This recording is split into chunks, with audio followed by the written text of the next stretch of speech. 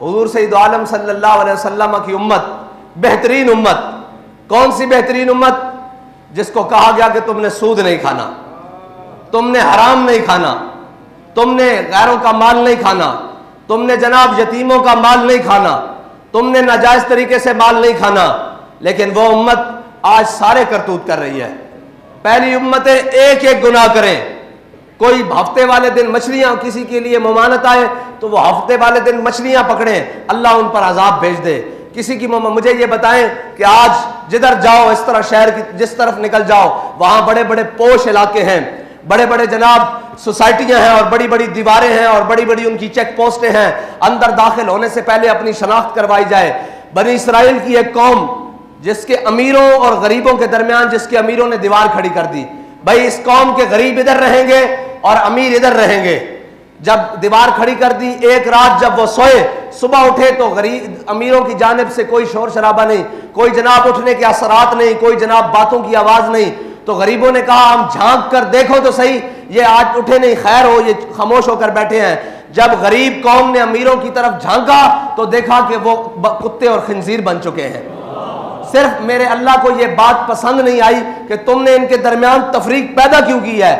जब मैंने जो खुद बनाया है अपने बंदों को, खुद किसी को गरीब बनाया, किसी को अमीर बनाया, किसी को ऊंचा बनाया, किसी को नीचा बनाया, किसी को बड़ा बनाया, किसी को छोटा बनाया, तुमने दरमियान में दीवार क्यों है? अल्लाह ने उनको खिंजीर और बंदर बना दिया।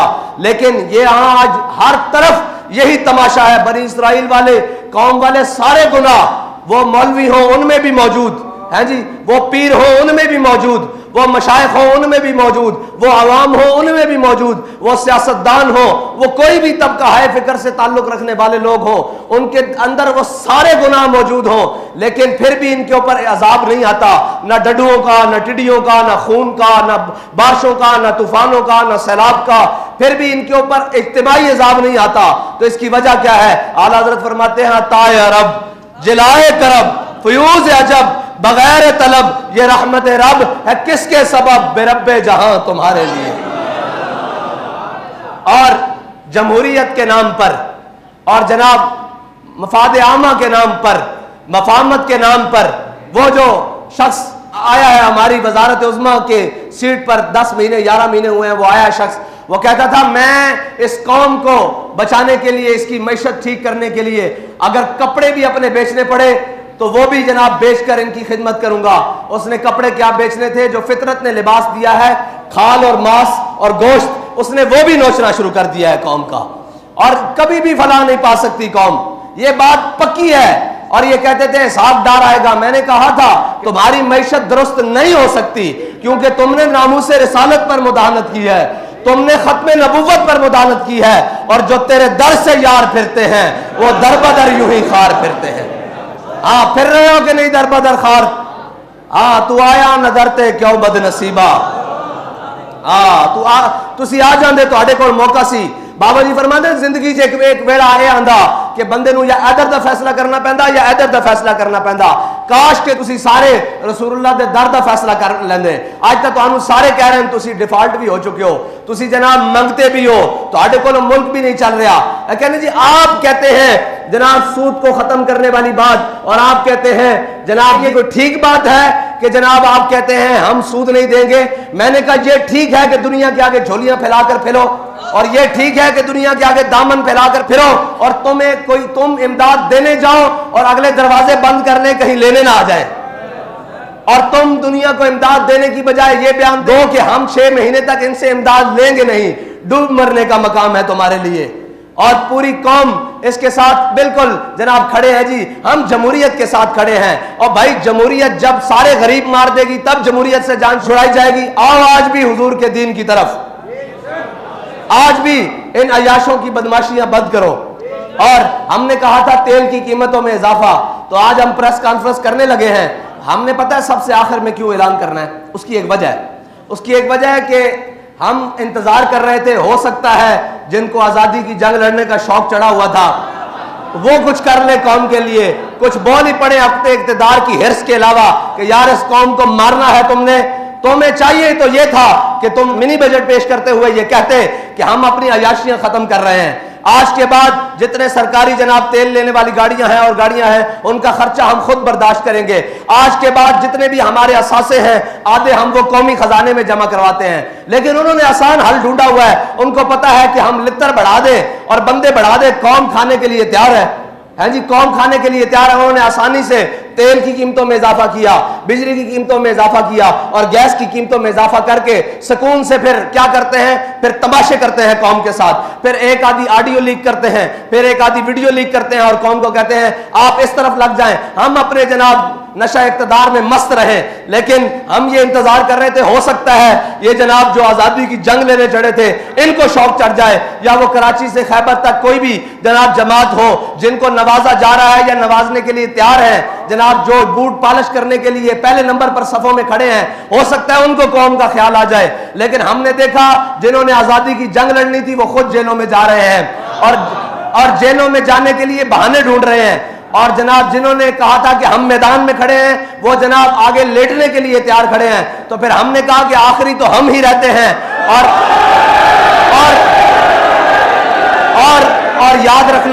और याद रखना कौम की पनाह आखिरी हुजूर का दीन ही है। ये जहां मर्जी फिर ले, आखिर वो दीन ही है जो इनको बचा सकता है, और वो दीन ही है जो जात से भी मुराद खत्म करता है, हजरत उमर बिन अब्दुल अजीज की तरह, रिश्तेदारों से भी खत्म करता है, ताल्लुकदारों से भी खत्म करता है, दोस्तों से भी खत्म करता है और करीबी रफीकों से भी सारी चीजें खत्म करके कौम के खजाने में जमा करवाता है। और जनाब इनको नशा इक़्तिदार ने मस्त किया हुआ है। लेकिन ये याद रखना, तुम कौम के जनाब हर चीज लूट चुके हो, लेकिन अब कौम, मैं आप सबसे भी कहता हूं, जाएं और जाकर कहें। वो कहते थे कि जनाब मौलवियों ने रोड बंद कर, अभी भी कई बकवास करेंगे कि जनाब इन मौलवियों को क्या जरूरत पड़ी थी, ये ऐसी बात करें ऐसी बात करें। बहरहाल उनसे तो हमें गर्ज नहीं, कम से कम आप कौम के पास जाएं और उसे कहें आप किस चीज का इंतजार कर रहे हैं। कि अभी हमने, हमारी शुनीद ये है कि जनाब बैनुल अक़वामी एजेंसियां और बैनुल अक़वामी इदारे आ रहे हैं हमारे एटमी प्लांट का विजिट करने के लिए, तो फिर इसके बाद हमारे पास बचा क्या है? मेरे आका और मौला सल्लल्लाहु, भाई कुछ भी ना हो, गैरत तो अंदर मौजूद हो। मेरे आका और मौला सल्लल्लाहु अलैहि वसल्लम की हयात मुबारका हमारे लिए मिशन रहा है। हुजूर सैयद आलम सल्लल्लाहु अलैहि वसल्लम जब ज़ाहिरी दुनिया से तशरीफ लेकर गए तो यहूदी के यहाँ आपकी ज़ेरा जो है वो रहन पड़ी थी, लेकिन आपके घर में 9 तलवारें लटक रही थी। हाँ, ये तो हमारा, लोग कहते हैं फिर जनाब ये डिफेंस। मैंने कहा भाई बात सुनो, हम भूखे भी रह लेंगे, हम सारी बातें कर लेंगे, लेकिन अपनी गैरत के ऊपर सौदा नहीं करेंगे। हाँ, कल को ये बात जनाब बैनुल अक़वामी इदारे आकर कहें कि जनाब इसको भी बैक रोल करो और इसकी जनाब तादाद को कम कर दो, उन्हें कह दो भाई हम भूखे रह सकते हैं, इसकी तादाद बढ़ाई तो जा सकती है, कम नहीं की जा सकती। लेकिन मैं आपको ये बात बता दूं कि जिनके हाथों में आपके मुल्क और रियासत का इक़्तिदार है, वो बढ़ाने की क्या बात, वो तो इसको खत्म करने पर तुले हुए हैं। लेकिन ये इस पाकिस्तान ने बाकी रहना है तासुबह क़यामत, और इस पाकिस्तान ने इस्लाम का कला बनना है। लेकिन लगता है उसके आसार अल्लाह ताला अपनी हिकमतों से, अपने जनाब राजों में से और अपनी तदबीरों से इंशाअल्लाह जल्दी ला रहा है। अब आपकी जिम्मेदारी बनती है, आप कौम के पास जाएं और उन्हें कहें कि तहरीक लब्बैक जो भी फैसला करे आपको उसके साथ खड़ा होना होगा। आप तो खड़े हैं ना, आपका काम है कौम से भी जाकर कहें कि वो जनाब कोई नूनिया है, कोई जनाब वो जनाब पीटीआई वाला है, या कोई जनाब जो भी जिस जमात से ताल्लुक रखता है, उसे कहो भाई सारी बातें बाद में, ये मुल्क बचेगा तो तब हम बचेंगे ना। इस मुल्क को जिस नाम पर हासिल किया है वो मुल्क रहेगा तो फिर आगे चल सकेंगे ना। तुम्हारी ये, मैं ताजरों से कहता हूं मेरे आका मौला, अभी रमजान शरीफ आ रहा है, उसके लिए भी इंशाल्लाह हमने एक जनाब प्लान तरतीब दिया हुआ है और इंशाल्लाह बड़ा बेहतरीन होगा। बहरहाल मेरे आका मौला सल्लल्लाहु अलैहि वसल्लम ने फरमाया, हक गो यानी सच बोलने वाला ताजिर और जनाब अमानतदार ताजिर क़यामत वाले दिन शहीदों और सिद्दीकों के साथ उठाया जाएगा।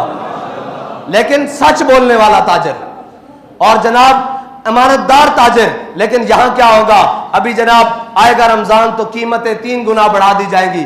फिर उन पैसों से जनाब जनाब उम्रे पर जाया जाएगा और हुजूर की बारगाह में सामने खड़े होकर कहा जाएगा, या रसूलल्लाह मैं आ गया।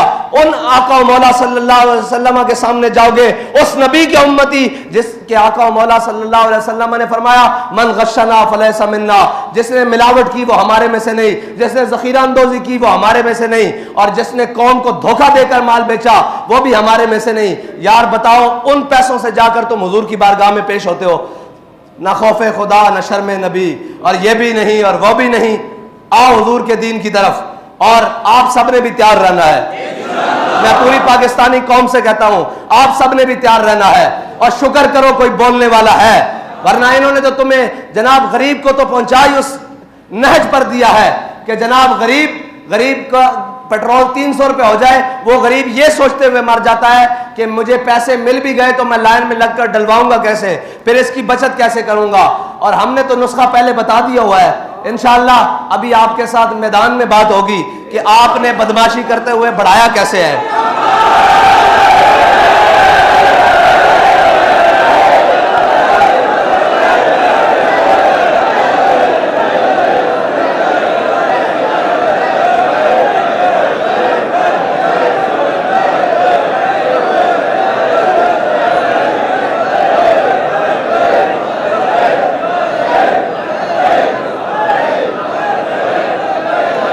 अगर ये बदमाशी पर उतर आए तो फिर इंशाअल्लाह तहरीक लब्बैक वालों का तो ट्रैक रिकॉर्ड मौजूद है ना इंशाअल्लाह। फिर हमें तो ये जानते हैं अच्छी तरह कि हम फिर जिस हद तक भी जाएं फिर हमारा काम वो होता है। तो फिर हमारे बड़े तो हमें सबक पढ़ा कर गए हैं कि ऋषि के फाकों से टूटा न बरहमन का तिलिस्म, आसान हो तो कलीमी है कारे बेबुनियाद। हमारे बड़े तो फिर हमें वो रास्ता बता कर गए हैं, और उस रास्ते पर अल्हम्दुलिल्लाह हम आज भी चलना जानते हैं, और हम अपनी नस्लों को भी सिखा रहे हैं कि हुजूर के साथ वफा करनी कैसे है। और ये सिर्फ पाकिस्तान का मसला, सिर्फ महंगाई का नहीं है अल्लाह के बंदो, ये पाकिस्तान की बका का मसला है। वरना पेट्रोल पहले भी महंगे होते रहे हैं और सारी चीजें, हम इसलिए खामोश थे चलो यार इकोनॉमी चलने दो। आज जनाब पाकिस्तान का कर्जा 51,000 अरब रुपए हो गया है, 51,000 अरब रुपए। पिछले एक साल में 23% कर्जे में इजाफा हुआ है। पिछले साल जो था वो पाकिस्तान का तकरीबन कर्जा 41,500 अरब रुपए था, यानी 41,557 या 550 या 55 इतने अरब रुपए था। आज जनाब 50,996 अरब रुपया है आज के दिन में, ये कौम को पहुंचा दिया है। और जो महंगाई की सूरत है वो 12.3% पे थी, अब 25.3 में। बहरहाल जितने भी आंकड़े लाए जाए भाई, जितने भी आदादो शुमार किए जाएं, सारी मुल्क भी बैठकर आदादो शुमार करे, गरीब को रोटी मिल रही है तो तुम्हारे आदादो शुमार ठीक है, अगर उसके दरवाजे तक नहीं पहुंच रही तो फिर तुम जितने भी आंकड़े मिलाओ वो सारे गलत है, वो सारे गलत है। उसको जिस तरह मर्जी जहां से मर्जी लेकर आओ वो सब कुछ गलत है। और चाहिए तो यह था कि अपने प्रोटोकॉल और अपनी अयाशियां और बदमाशियां खत्म करते हैं, लेकिन कहां प्रोटोकॉल खत्म करते। अपनी भतीजी को, हम तो खवातीन का नाम नहीं लेते, लेकिन इस वक्त के वजीर आजम ने अपनी भतीजी को जनाब डिप्टी प्राइम मिनिस्टर जितना प्रोटोकॉल दिया हुआ है। क्या खिदमत है उसकी कौम के लिए, क्या खिदमत है उसकी कौम के लिए। फिर वो जनाब सिंध का डाकू, उसका बेटा वो वजीर खारजा बना है, और उसका वजीर खारजा बनने से पहले और अब तक प्रोटोकॉल डबल हो चुके हैं। ये कौम जो जनाब, और कौम का भी कोई हाल नहीं, एक जनाब वो दुकानें खोले, कोई नई ब्रांड खोले तो जनाब लाखों और करोड़ों रुपए उनकी सेल हो जाती है। कैसे हो जाती है? खुदा का खौफ करो, अल्लाह के अजाब से डरो। अल्लाह ताला जब, मेरी बात सुनो, जब कौमें और कौम के जिम्मेदारान बदफितरती पे उतर आते हैं ना, और उनको किसी चीज की परवाह नहीं होने लगती, फिर अल्लाह ताला जिल्लत उन कौमों का मुकद्दर लिख देता है। हाँ, फिर याद रखना, फिर अल्लाह ताला, हाँ अल्लाह के निश्तर हैं, तैमूर हो या चंगेज। अब्बासियों की जनाब खिलाफत ऐसे नहीं टूटी थी, उनकी अपनी हरकतें भी ऐसे थी। हाँ, वो सोने और चांदी के जनाब बर्तनों में खाने शुरू हो गए थे, और उनके गरीब जनाब दरवाजे पर जनाब भूखे प्यासे बिलखते मर जाते थे, उनके सिपाहियों की तनख्वाहें पूरी नहीं होती थी। याद रखना, जो कौमें इस नहज पर उतर आए फिर उन कौमों का निशान बाकी नहीं रहता। यहाँ तैमूरी और चंगेजी सारे मिट गए और सब मिट जाएंगे, लेकिन याद रखना अगर अपना नाम बाकी रखना है और अपना तशख्खुस बाकी रखना है तो फिर किफायत शारी अपनानी होगी, फिर कौम बनकर रहना होगा। ये भेड़ चाल नहीं, हर कोई अपना अपना सोच रहा है। मेरे आका मौला सल्लल्लाहु अलैहि वसल्लम का दीन ही है जो जनाब इसार भी सिखाता है, मोहब्बत भी सिखाता है और लोगों पर खर्च करना भी सिखाता है। वरना बाकी दौलत तो जनाब या फिरौनियत सिखाती है, या कारूनियत सिखाती है, या चंगेजियत सिखाती है। अल्लाह ताला हमें हुजूर के दीन के साथ मुखलिस होने की तौफीक अता फरमाए।